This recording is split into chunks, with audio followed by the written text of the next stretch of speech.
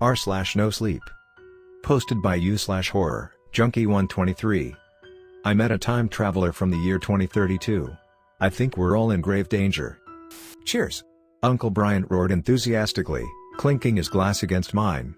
A cacophony of hearty toasts erupted throughout the room in response. I took a swig of my beer and grimaced, much to my uncle's amusement. Not a big beer drinker, I take it. You caught me. I'm more of a wine kind of guy, I proclaimed, silently praying my older cousins hadn't noticed my expression. I prefer whiskey myself, but beer isn't a bad alternative. I nodded in agreement. I eyed my watch, staring it down as if that would spur the hands to tick faster. How's work been lately? I heard you started a new job a few months back. It's been great. I'm really enjoying it. Joey, how is it really going? Are you actually liking it there? I wearily sighed. Uncle Bryant could read me like a book. He'd always excelled at pulling the truth out of people. Okay, so it hasn't been what I was hoping for. The pay isn't what I wanted, and I've been putting in long hours just to keep my head above water. Even though I just started, they expect my numbers to be similar to everyone else's. Something soft smacked into my forehead. I glanced down just in time to watch a foam football roll to the ground. A chorus of elated giggles emanated from the opposite end of the table as my younger cousins sneered at me. Little shits, I mumbled. Uncle Bryant scowled at them. They immediately fell silent. Sounds like you could use a vacation. Hey, I've got the perfect thing. Sherry and I are going on a cruise to the Bahamas in a couple of weeks. The boys are staying at your aunt's house, so we'll need someone to water the plants while we're gone. If you want, you could stay there until we get back. I'll even throw some cash your way to sweeten the deal, he grinned, nudging my shoulder. I'd only been to Uncle Bryant's a handful of times. He was right. He did have a decent amount of land and it would be nice get away from the never-ending mountain of work piling up at my job. I'll consider it. All right, let me know. I'm always a call away if you need anything. I furiously stomped on the brakes as I pulled into my garage. Fuck, I hate him so fucking much, I raged, slamming my fists into the steering wheel. What does that jackass provide that I don't? I whimpered, tears brimming in the corners of my eyes. Gabe had started a month after me, produced lower numbers, and always worked the bare minimum, yet he'd still been promoted over me. I was seeing red. I started hammering the adjacent headrest like a punching bag, delivering harder blows than Mike Tyson. I had to calm down. I closed my eyes and counted to 10, controlling my breathing in tandem. Nope. That didn't do the trick. I fished around in my disheveled glove box until I found it. My emergency pack of Marlboro Reds. I stepped out of the car and lit my cigarette, inhaling deeply. That's the stuff, I muttered as I watched the smoke billow high into the brisk autumn air. I needed a change of scenery. I whipped out my phone and scrolled until I reached Uncle Bryant's number. He picked up almost immediately. Joey. How's it going, bud? Uncle Bryant, I've been thinking, and I'll do it. I'll watch the house while you're gone. The destination is on your left. Gravel crunched beneath my tires as I squealed to a stop in Uncle Bryant's driveway. I turned off my Google Maps and hoisted my backpack into my lap, opting to return for the rest of my things once I settled in. I took one step out of the car and immediately froze. There was another car in the driveway. And it looked exactly like mine. How did I miss that? What in the Twilight Zone is this? I tentatively crept up the drive and inspected the car. It was the exact same make and model that I drove. It had significantly more dings and scrapes than my Ford Focus did, but one distinct detail stuck out. The driver's side mirror was chipped with a dime-sized chunk missing. Just like mine. It was impossible. It had to be a coincidence. Maybe Uncle Bryant forgot I was coming and just happened to hire someone to watch the house who had the exact same car as me? Even I thought that sounded absurd, but it was the only rational explanation I could come up with. Whatever the case, I was going to get to the bottom of it. I trudged up to the doorstep. I bent down to retrieve the key that Uncle Bryant had left under the mat. It was gone. I began to sweat profusely as a sense of trepidatious foreboding crawled up my spine. Something wasn't right.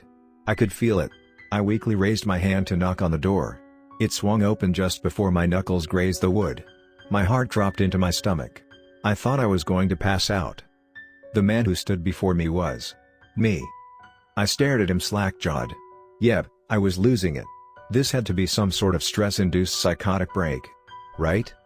Look, I know this is a complete mindfuck, but just come inside and I'll explain everything. That was it. My brain had a mental overload. My vision grew blurry, and everything went black. I awoke on the couch with an ice pack pressed against my forehead.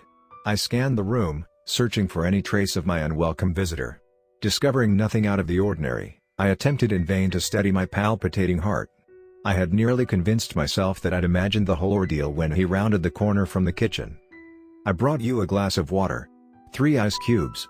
Just like you. We? Like it," he offered, setting the glass down on the table beside me. I gawked at him, eyes wide as dinner plates, while he nonchalantly plopped down into the love seat opposite me. He sighed. "I guess I have some explaining to do, don't I?" he inquired, awaiting my response. "Why yeah. You've got a lot fucking explaining to do, buddy. Alright, I know how fucking insane this is going to sound, but I'm you from the future. I came from the year 2032. That's the year that nuclear fallout will occur, and it's up to us to stop it. I won't be able to stay long. That's why I need your help. You're the only one I can trust to see this through. Now, I know you have a ton of questions, so ask away. But try to keep it short. I don't have much time left," he explained to my utter amazement. I pondered for a moment. After I had a chance to really soak in his appearance, I began to notice subtle differences in our features. His hair was significantly more gray and crow's feet were apparent around his eyes. I also noted that he had a small scar on his cheek, unlike me. Okay. This is definitely a bit overwhelming. But I guess, why now? Why is Uncle Brian's house 10 years in the past the ideal time and place to tell me this? I questioned as the reality of the situation sunk in. We haven't perfected the technology yet. This is the closest I was able to get. I just consider myself lucky that I wasn't blasted a few hundred years into the past. Yeah, alright, but how do I know you're not an imposter or something who just wants to take my place? Ask me anything. Something personal that only we would know. I took a minute to mull it over. Oh, I've got it. In the 5th grade I had a friend named Adam. We had a secret handshake. Do you remember what it was? He met me in the middle of the room and extended his hand. Slap, slap, finger tap, boom, we yelled in unison. You've convinced me, I chuckled. I could sense the tension in the atmosphere dissipating following our interaction. I told you. It did feel good to go on that nostalgia trip though. So, this has kind of been weighing on my mind lately, but do we ever find, the one? Yes, we do, he smirked. Her name is Kara. Ring any bells? Wait. Kara from engineering? He nodded, his grin growing wider as he did so. No way. I've been trying to build up the courage to ask her out for months. She's the most important thing that'll ever happen to us. You get married in 2027 and have 2 beautiful children. She developed the technology that kick-started time travel. She's actually how I'm here right now. He trailed off, his tone suddenly twisting to a solemn grave timbre. Oh yeah, why are you here? What do you want to tell me? I need you to do something for me. I need you to murder Uncle Bryant. Ever wonder what he does for a living? How he could afford such a luxurious home? He's the lead of a skunkworks team developing a super weapon to deploy against Russia. He's the real reason I'm here. His revelation smacked me like a ton of bricks. I gaped at him in befuddlement. I know it's a lot to handle, but I wouldn't be here if it wasn't absolutely necessary. Remove Uncle Bryant from the equation and we all get to live to see another day. I can't believe this. I need a fucking drink, I muttered despondently, standing to head to the kitchen. I'm sorry. I wish it didn't have to be like this. Is there anything I can do to help make this a little more bearable?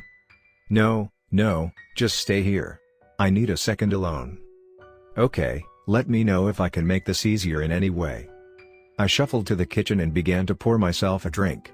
I rifled through Uncle Bryant's fridge and liquor stash until I found the ingredients to whip up my favorite cocktail, a Moscow Mule. I put the finishing touches on it, dropping a slice of lime into the concoction. I meticulously cleaned my mess, discreetly slipping the knife into the sleeve of my jacket. What did you make? Our favorite. A Moscow Mule, I stated, sidling up to him. You should really try a sip, I hissed, splashing the drink in his face.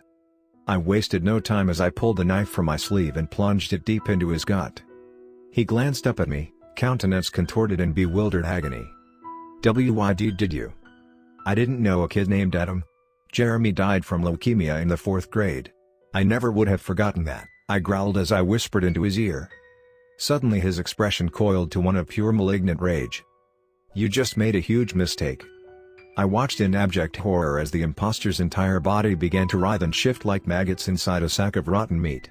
A hideous amalgamation of flesh and viscera squirmed and pulsated, organs turning in on each other until it formed a solid mass. The abomination before me morphed into a pitch-black figure, swallowing up any light surrounding it.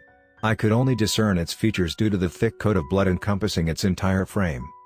"You shouldn't have done that, Joey. I really didn't want it to come to this," it bellowed in a low animalistic inflection.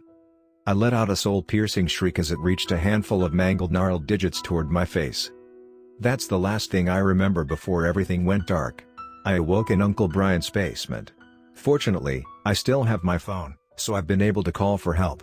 I'm terrified. I don't know what to do. But I have a sinking feeling that it does. And that we are all in imminent danger.